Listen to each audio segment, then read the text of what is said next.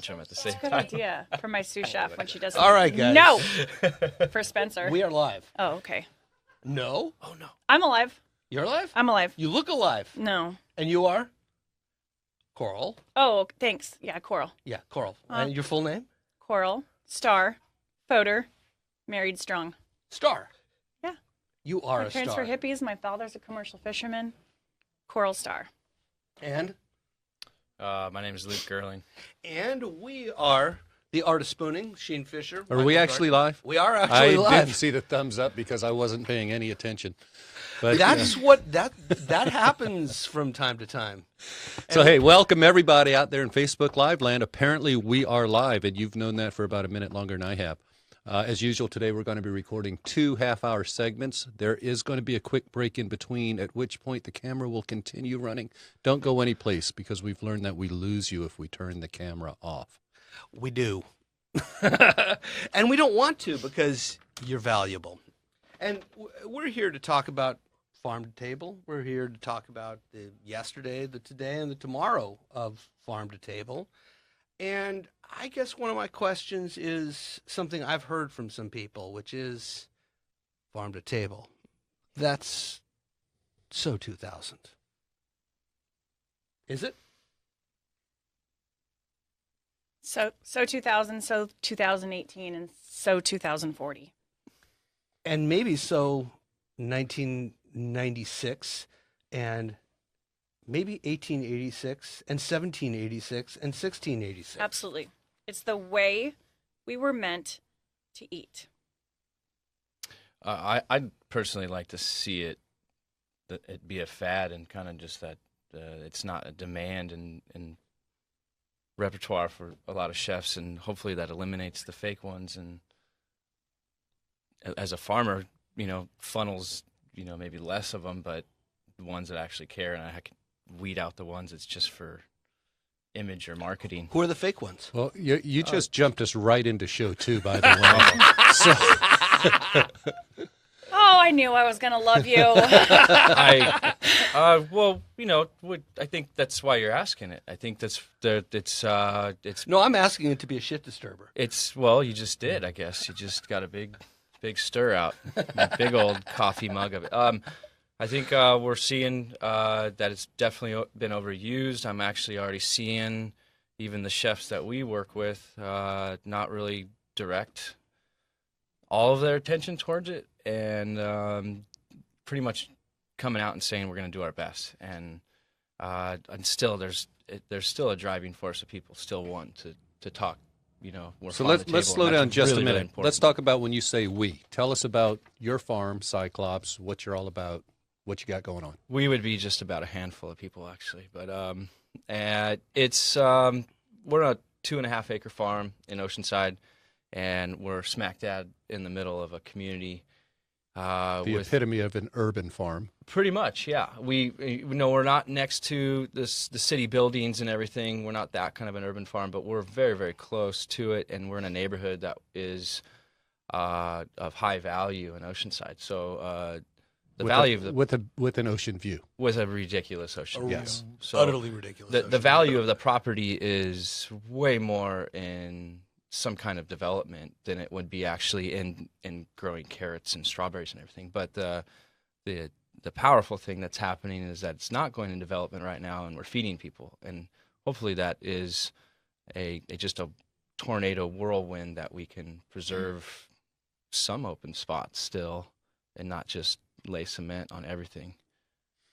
Once we put cement down on those, it's always there. You are step one as an organic urban farm. If it doesn't come out of the dirt you're growing it in, nobody's got it to cook, basically, is the way to look at it, right? You're step one in the entire farm to table food chain. Well, we're trying to be as much as we can. For your little portion of the industry, right? Yeah. For who you're affecting. Yeah, and we're very lucky with the restaurants and the chefs that we work with and stuff in Oceanside. They're very talented and very outgoing and wanting to be a part of it. And from what I see, I wish you were a little closer there, Coral. So, it's important to, I think, advance the whole farm image, and we're not it helps that people come and meet us halfway also, Yeah. so that we can do our farming. Well, and there's stuff. there's one restaurant in La Mesa who claims that you were delivering produce to them. Yeah, haven't made it down there. Yeah. And it's I'm not the only one, and it's not the first time, and it won't be the last. And it's every farmer out there that has experienced this, I think. And it's an unfortunate thing. I think we just have to keep our eyes open and maybe not go out of our way to try to call people out to like hurt people's feelings or really be a nuisance. But really, I think it's important to call people out because I think that there are a number of people who are trading on the name, on the mark, Yeah. as it were, farm to table, and are somewhat talking the talk but not walking the walk. yeah. But let's talk about the process first, so that people really understand what farm to table is. We're defining it, and people may have different definitions. We'll get into that. But the reason why we know that you guys haven't done business together. You're the beginning of the chain. Now, in the traditional sense, when you think about food delivery services and that type of stuff, there's a whole lot of steps in between what you're doing with the dirt and the food and what she ends up putting on the plate. However, two people that haven't done business together, you're the beginning of the chain. And your model, the model that you two have independently developed, it goes from the dirt to the crate that you pick it and put it in to your kitchen, whether you're going to the farm and picking it up or whether you're personally delivering it. So there's no steps in between. So let's talk about Coral Garden Kitchen. Tell us what you're doing over there. My business model, farm to table restaurant. As I tell people, true farm to table restaurant. There's absolutely no BS with what I do. I work with 5 local farms right now in San Diego. I get the fresh list every single Monday or Tuesday. I order whatever it is that I want, and that is how my entire menu is driven every single day, every single dish throughout the entire week. And to be clear, what that means is that you have a different menu every single day. And Every day or two, give or take on business, yes. And If it's 100% driven by what the farms are growing. If I go to your website today, I'm going to see a menu on there. It was yesterday's menu. Well, my husband posts it by noon, so it should be up shortly. Okay. Shortly. Yes. Yesterday I'm in your kitchen and the farm delivery shows up. Yep. And did you sit down, look at that, and make your menu right after I left? Yeah, so what I do is I constantly keep a list of what's coming in fresh from the farms, what I have coming, and I do a, what's left in the fridge, what I'm going to be creating for tomorrow, and then what's going to be next week. When I'm talking to my farmers, when they're delivering like yesterday, or some farmers that I go out to lunch with or have cocktails with, because I have such good, close relationships with them, what are you going to have in March? What are you going to have the other day? My next big dinner in June for Father's Day, Dickinson Farm. I'm like, what vegetables are you going to have? Because I want to start planning my meat and potatoes dinner for, my men, for my fathers. And so she's like, well, I hope to have this. I hope to have this. So that's what constantly is keeping me, in check, what's going to be on my menu, what I can plan for, what I can get excited about. Well, it's not just what the farms are growing, right? It's also what's ripe on the vine right now, what they picked this morning, what the freeze last night didn't kill, right? So they could say, oh, yeah, we're growing this. And you go, okay, well, send me a bunch of it today. And they go, no, it's not ready yet. The dinner that I did on Sunday, we had a projected list, and probably half of the stuff wasn't available because this weather has been so weird. So I had my heart set on all these things I wanted to do. And within the last week, they weren't able to grow. And I was like, all right, cool. Switch it up. No big deal. She's like, I'm sorry. It's fine. It didn't grow. Don't care. Let's move on to the things that you do have that are growing and that you can pick. So let's talk about people that are eating at your restaurant, ostensibly, and it may not be Luke, but let's just use Luke as an example because he did drive all the way down here from Oceanside. So you start with dirt that has not been modified in any fashion other than natural fertilizers, whatever, or organic stuff, and you're fully certified organic. You don't just call yourself organic. You've been through the FDA and all of the process to do that, right? It's a lot of paperwork and right, some inspections and stuff, but it's pretty much just keeping up on that. So safe to say, other than the fact that we don't know what was in that dirt 5 years ago, that dirt's pretty pristine. You're getting your heirloom seeds, whatever, for your crops. You're growing it, picking it. And I can tell you, I've been to Luke's farm. He doesn't even wash his vegetables, so you don't even worry about the chlorine or the chemicals in the water, right? Well, we wash our vegetables. Well, you dust them off a little bit. You kind of wave them in the air and get the loose dust off. They end up in your kitchen. You wash them. You do whatever you've got to do. Prep them. Cook them pretty much naturally. Obviously, you use some pretty darn nice herbs and spices and all of those other things. And then the diner comes and orders whatever was on your menu because of what the farmer was able to provide you. Right. So we're really talking not a lot of steps to get From there, from the farm Yep. to the table. So That's that's, what how that's what we call farm to table. That's what we're talking about. Well, today. and to take it back to the origin of farm to table in this country, that's what Alice Waters called farm to table. And I mean, would your farm have existed in a pre-Alice Waters Chez Panisse time in Oceanside? I don't think so. I think Oceanside full of more of the big ag that's being, most of that stuff's being shipped out, and the people are there. It's non-existent. Yeah. So no, I don't think so. No, I mean, we weren't thinking that way. I mean, that was a time and a place where better living through chemistry had more of a foothold than farm to table in the American food scene. Yeah. And it's sad too to think about that we'd rather, outsource our vegetables from China or Mexico or wherever rather than just use what's in our backyard. I think the farm that I use that might be the furthest is probably 22 miles from my restaurant. That's the furthest farm where my fruits and vegetables are coming from on my table. Yeah. That's what we should be doing. Yeah. We cook with what's in season, not with what we can buy at the grocery store, not with what was, mass produced in China or LA or whatever. It's just what our farms. We have 145 farms here in San Diego, I think. I think it's more than that now. Yeah. San Diego County. Yeah, it's insane. Why aren't we eating from our farmers? Why are we eating from across the United States? Well, it's one of the issues that I have. You touched on it, Sheen, and you touched on it as well. Organic. I mean, it's important. There's a lot of benefits to being organic, but what if that organic vegetable is coming from Chile? I think I see. There's a lot of the farms that are still around that aren't certified organic, and I think they're really rad farms, and they do a great job without having that certificate. I think sometimes that it's very powerful. I've seen it with the certificate at selling food and stuff. But a lot of them do sustainable practices. yeah, so I don't think that we should really focus on having that certification. I think it's a bonus for me personally, where I'm at, to kind of like build that tornado in Oceanside, an organic farm, family farm that's really odd in Oceanside. Like you said, it kind of hits it like really differently. It's probably like your restaurant. It's like you're doing something different, kind of. So, well, it's a little more difficult, but it's rad. But it's rewarding. I don't think all the farms in San Diego, like, just because they don't have that sign or that certification, doesn't mean they just spray everything. So I think there's really rad practices out there. But I don't think. I mean, there's organic, and there's certified organic. Yeah. And they're not necessarily the same thing. And really, the biggest thing that defines the difference is just that piece of paper. Yeah, there's loopholes with everything in life. I think more importantly is just going and meeting your farmer. And if you can go out there and actually like shake their hand and go to their farm and see it, I have their daughter picking broccoli flowers and eating them and saying they're better than candy. I hope that people would, if they ever want to come, and they're like, well, we want to go see that, and we want to go see what he's doing. Let's see if it really is something, or if he's really spraying stuff. Come on down. And that's why we do the farm stand on Saturday mornings on site, is that you can come buy stuff and you can come and see the farm. And I'm usually wandering around with my head cut off. I met you when David brought me up there. Yeah.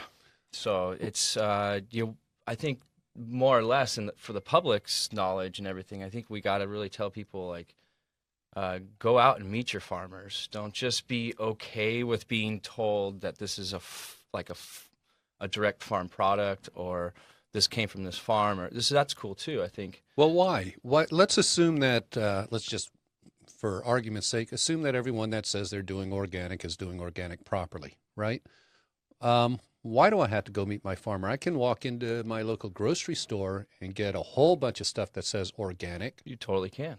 So what's the difference? Well, I guess that the local term comes into play then, and I'll go on that side shoot, is that even if it's organic, it could have been grown in Northern California, Those guys Or chili. those guys need to make money too. They do too. They got to ship their stuff out. But I think if you can source locally and go to the farmer's market and actually meet the farmer, you'll actually be enlightened by what's really in your backyard. And that's, I think, we need to educate people and really tell people, like, you got a lot of good stuff in Southern California. Plus, then we're also practicing more. We're having more sustainable practices, smaller carbon footprint, supporting local, supporting San Diego businesses, local farmers. That's why you buy from a farmer, not the grocery store. There's another thing, and that is that if you're buying locally, you're almost definitionally, not completely, buying stuff that is friendly to the environment. We live in a desert, and it's a conversation that Coral and I had yesterday. You can pour all sorts of water and grow something that's really not supposed to grow here. But what is the impact that you're having? What is the impact that you're having if everybody does that? The carbon footprint goes farther than just how long it takes to get from the farm to the table, right? It has to do with what did it take, the infrastructure that it took for the water from Northern California and the Colorado River to get down here to water those plants as well in a region that is arid and not meant to be farmable. Yeah. Well, it's also by nature. It's also you're wasting water. Water is one of our most precious resources. As you know, Sheen, my wife works all day, every day with water in this county. With the problems that we have with water, and when you are growing things that are not meant to grow here, that are not miserly with the water, then you have problems that extend totally apart from the carbon footprint, that extend throughout our society, and that mean that we have to do things like build dams. Luke, you have a little familiarity with how expensive water is for an urban farm, don't you? Well, you've got a whole series of dinners based on that. We do the dinners to support the water bill primarily, and they're called the water bill have fun, dinners. really. Right. Which, by the way, have we had Coral up to a water bill No, dinner? not yet. But that's on the agenda It's time now, and a place isn't for it? everything. Yes. I think we know the place. Can I ask a question, Luke? Yeah. And forgive me because I don't know everything, believe it or not. I don't know anything either. But I do believe that in terms of yield, you use a lot less water for produce, fruits, and vegetables than you do for meat. Isn't that a correct statement? I think it's a correct statement. So even though we are bringing that water from elsewhere, it's still going to be a smaller footprint by producing more fruits and vegetables here than it would be, say, a cattle ranch or a pig farm. Nothing against them because I love my pigs and my cows, but yeah, I think it's still a lot better practice to be growing more fruits and vegetables here than it is to be having, say, a meat farm. Oh, there's there are a lot of things that impact the water supply. First and foremost is the fact that we live in a desert. But there are also all sorts of distortions in the water supply. I mean, it's great for us to grow vegetables here, but it also depends on which vegetables we're growing here. You go out to El Centro, and you look at the vegetables that are being grown there and how they're being grown, and they're growing some of the most water-intensive vegetables imaginable there, and those aren't necessarily any better than pigs or cows or sheep or anything else. I mean, it depends on what you're growing. Well, let's go back though. I mean, is it safe to assume? Well, let's make it in the form of a question. So, Alice Waters and Chez Panisse, and for those that don't know, Chez Panisse was 1972. Alice Waters is considered the founder of the modern farm-to-table movement because of that restaurant, which was in Northern California. So at the time, there were no water constraints or whatever. And so would you guys say that Alice Waters do you consider her an impact in today's farm-to-table movement? And if so, what's the impact that she's had? Yes. Yeah, hugely. Yeah. Tell me why. Why? Totally. In 1972 is when she started. Why in 2018 is she still relevant? Well, I think people have seen her model in what she did as a food revolution, and just to watch someone maybe change completely and stand up as an individual and represent food in a more lively way she did it because she wanted to, And it was, I think a lot of chefs kind of admire that, or even as a farmer, I admire that. I think it's something that we all kind of reach for, and she just went for it. So I think Also, when Chez Panisse opened, it was essentially a French restaurant in Berkeley, and she wanted to go back to the model that French restaurants used in France. And French restaurants don't go to Restaurant Depot. They never have. That's not the fundamental model on which they're built. The fundamental model on which they're built is farm to table. That the chef owner would develop relationships with farmers and would work with the farmers in the way that Alice Waters has, in the way that David Kinch does, in the way that you do, Coral, to establish the kind of relationships, the level of trust that what was coming on was coming on. That you could call and say, what are you going to have in 2 weeks? What are you going to have in 3 weeks? And the restaurant would be built around those relationships. And that's what she was trying to do. Well, do you think it was a matter of timing with her as well? 1972 was basically the height of the hippie movement. I know I have an older sister that was one of the original hippies, right? So we had just come out of 2-3 wars, or coming out of the third one. The Industrial Revolution was so late 1800s. Does she just happen to hit it at a time? And of course, with her energy and everything that she brought to the topic, was it just luck of the timing, and then a lot of people were into that and picked up on it, and it's been perpetuated? I mean, I feel like you could probably say, yeah. Maybe it was a great time for that. I think maybe her location and where she was at, there was just a lot of people fostering that idea and really backing that already. And they were just, maybe she was just the leader. And then. So do you see a difference in today's farm-to-table movement versus what the perceived intent of what she was doing in 1972 was? What is there's got to be a difference 40 years later. So what's the difference between today's farm-to-table I think and back one then? thing we have to factor into that, and into answering that question, is a name we haven't mentioned, and that's Jeremiah Tower.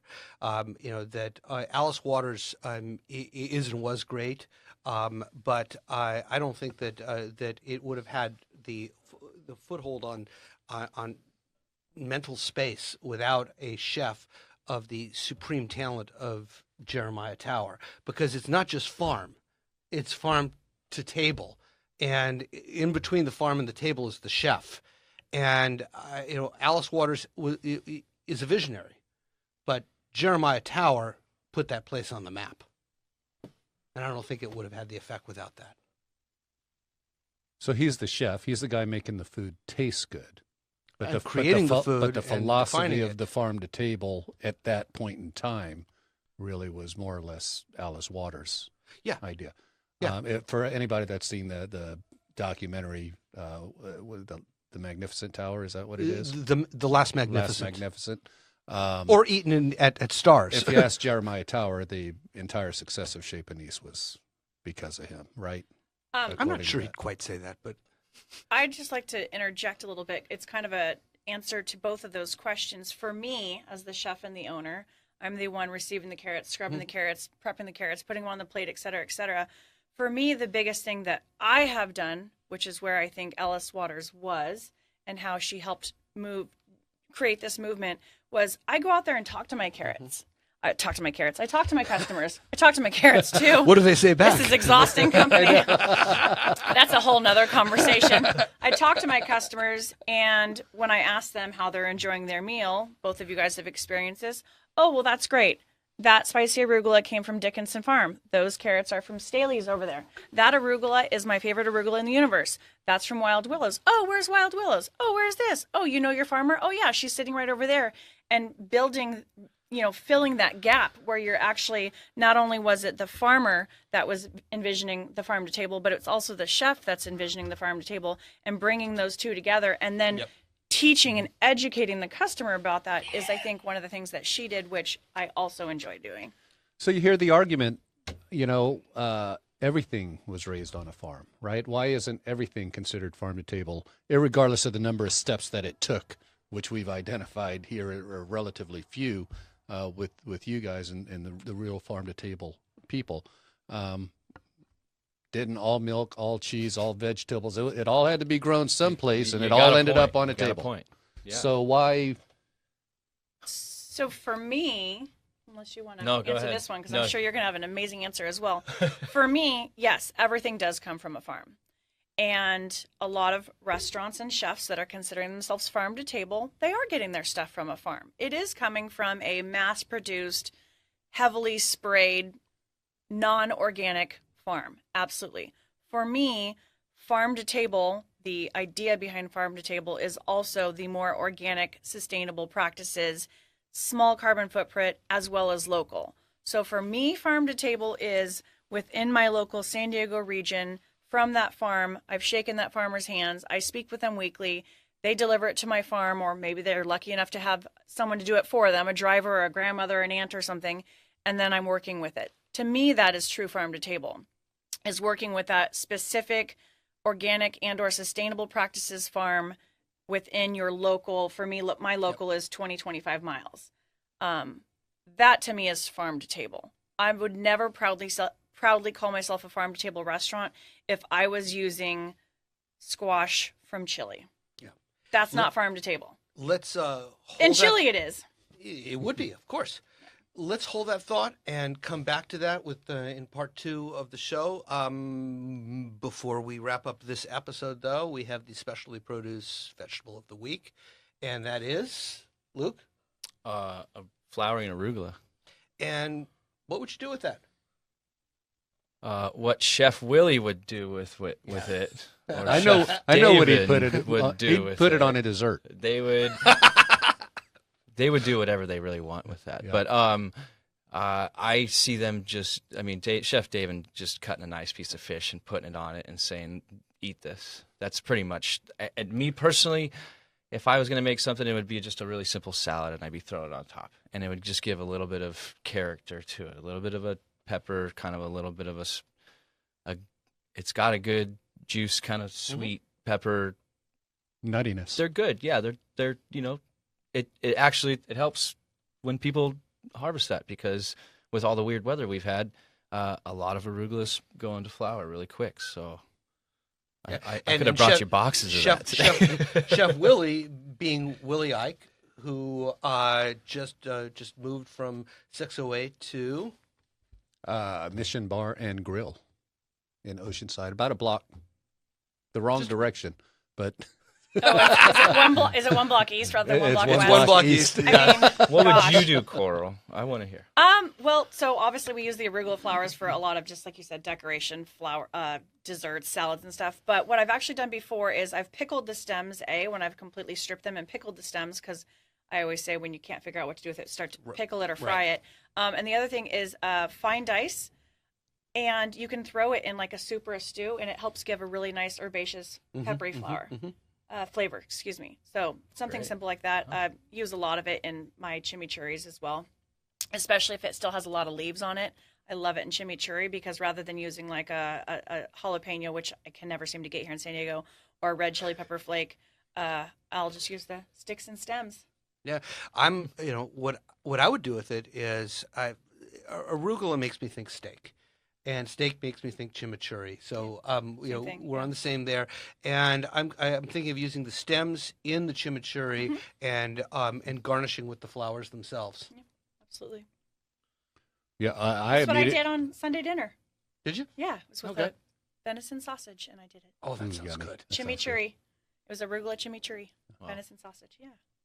Yeah, I thought of 3 North County chefs, being a North County guy, of course. I could see Willie putting this on like a deconstructed cheesecake, I could see, obviously, David putting this on a fish with one of his 18 special secret, top secret sauces. I could actually see Daniel Pundik up there doing something. He has a huge Asian influence in his cooking, so doing something kung pao, and instead of peanuts, throwing this on there, That's something Very like cool. that. Totally. So I think there's no shortage of what you get Ideas. out of some Yep. of these chefs with these things. My biggest frustration with something like this is that I just want to keep coming up with more ideas. Yeah. And that just takes time.